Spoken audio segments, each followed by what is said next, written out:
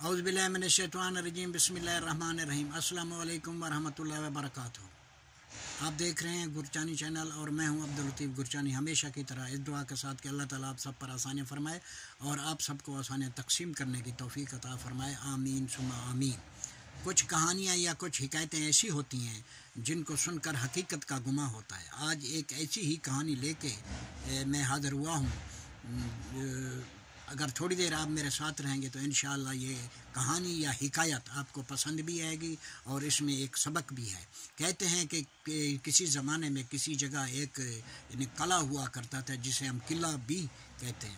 उस किले के अंदर कई दुकानें थीं जिनमें हीरे जवाहरात सोना चांदी और मोती वगैरह थे, लेकिन वहाँ कोई पहरा भी नहीं होता था और कोई ताले वगैरह भी नहीं लगाए जाते थे और जो हाकिम कला का ख़जाना था वो भी बग़ैर पहरे और बग़ैर ताले के हर वक्त होता था। तो अब उस किले के अंदर दाखिल होना अगर नामुमकिन नहीं था तो आसान भी नहीं था। किले के अंदर वो वहाँ के बासी ख़ुद उन लोगों को लेके जाते थे जिनके ऊपर उनको इत्मीनान हो जाता था कि ये लोग परहेज़गार हैं और अल्लाह ताला के नेक बंदे हैं। फिर जब वो आदमी अगर चाहे, वो अजनबी चाहे तो वहाँ रिहाइश भी अख्तियार कर सकता था। अगर वो वहाँ से जाना चाहे तो उसके हाथ में अगर हीरे हैं, जवाहरात हैं, सोना है, चांदी है, लेकिन उसे कोई भी नहीं रोकता था क्योंकि ये उस किले का एक निज़ाम था। अब इसी दौरान किले का जो हाकिम था उसका इकलौता बेटा बीमार होकर कोमे में चले जाता है, कि हिलने जुलने और बातचीत करने से कासिर होता है। किले के अंदर इलाज भी कराया गया और दुआएं भी मंगवाई गई, लेकिन अफाका न हुआ।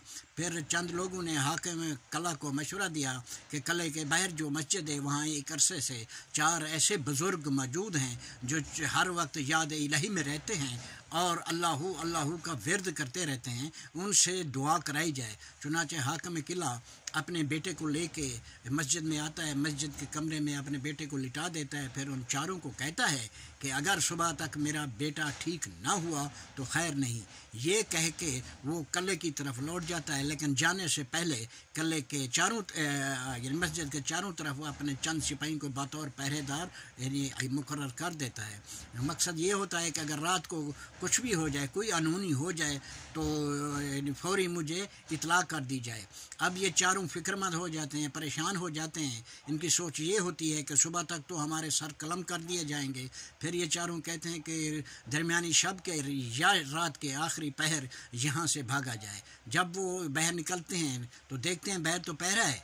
फिर वो अंदर बैठ जाते हैं और परेशान होते हैं कि अब सुबह हमारे सर तन से जुदा कर दिए जाएंगे। हकीकत ये है कि हकीकत में वो कोई परहेज़गार लोग नहीं थे, वो कोई नेक लोग नहीं थे, वो चोर थे, डाकू थे। वो जो उन्होंने ये हुलिया अख्तियार कर रखा था, इसके पीछे उनका मकसद भी जो मैं बयान कर चुका, किले के अंदर दाखिल होना और फिर वहाँ से ख़जाना लेके रफू चक्कर हो जाना था। लेकिन अब वो परेशान थे क्योंकि उनके मन के अंदर खोट था, एक लालच थी, और जिनके मन में खोट होते हैं या कोई लालच होती है तो उनके अंदर एक खौफ भी होता है, फिर वो बुज़दिल भी होते हैं। फिर इसी कशमकश में सुबह की नमाज का वक्त हो जाता है। फिर चारों एक फ़ैसला करते हैं, वो फिर उठते हैं। उस दिन सुबह की नमाज उन्होंने सच्ची नमाज अदा की और फिर अपने मालिक की खिदमत में अर्ज़ गुज़ार हुए कि ऐ हमारे मालिक, तो सब जानता है, हम जो हम बैठे थे, हमारे मन में खोट था, हमारे मन में एक लालच है, लेकिन आज हम सिद्ध के दिल से दुआ करते हैं और सिद्ध के दिल से तौबा भी करते हैं। हमारे मालिक, हमारी तौबा कबूल फरमा। और हमने ये जो नेक और परहेज़गार लोगों वाला हुलिया अख्तियार कर रखा है, ऐ परवरदिगार आज इसकी लाज रख ले। चुनांचे कहते हैं कि दुआ फौरी कबूल होती है। वो लड़का उठ के बैठ जाता है। फिर हाकिम किला को इतला की जाती है, वो आता है, वो इंतहाई खुश होता है। फिर इन चारों को दावत देता है कि आप हमारे किले के अंदर चलिए, वहाँ रिहाइश अख्तियार कीजिए, हम आपको हर किस्म की सहूलत देंगे। अगर आपने अपने घरों को लौटना है तो भी आप जो ख़जाने वहाँ मौजूद हैं, जितनी मिकदार में आप हीरे जवाहरात सोना चांदी ले जा सकते हैं, आप ले जाएं। तो फिर वो चारों यक ज़बां हो के कहते हैं, ऐ हाकिम, आज हमारे असल हाकिम ने, जो कि तमाम दुनिया का हाकिम है, उसने एक हमें ऐसी चीज़ अता फरमाई है जिसके मुकाबले ये दुनियावी हीरे जवाहरात सोना चांदी कुछ भी नहीं। ये कह के वो अपने यानी घर की यानी ये राह चलते हैं। तो आज अगर हम भी गौर करें, दामन तो हमारे भी तार तार हैं, हमारी झोलियों में भी हज़ारों लाखों छेद हैं, लेकिन हमारा परवरदिगार यानी हमारे दिलों को देखता है। हमारे परवरदिगार की रहमत हर वक्त हमें पुकारती है कि जो कुछ भी मांगना है मांगो, हमारा अल्लाह हमें देने के लिए तैयार है। लेकिन शर्त ये है कि हम जो चीज़ भी मांगें यानी अपनी भलाई के लिए भी मांगें और दूसरों की भलाई के लिए भी मांगें, यानी अपनी दुआओं में हम दूसरों को भी शामिल करें। और ये हमें इस उम्मीद के साथ हमें अल्लाह ताला से यानी हर वक्त यानी मांगते रहना चाहिए कि परवरदिगार वही है, यानी वही हमें देने वाला है।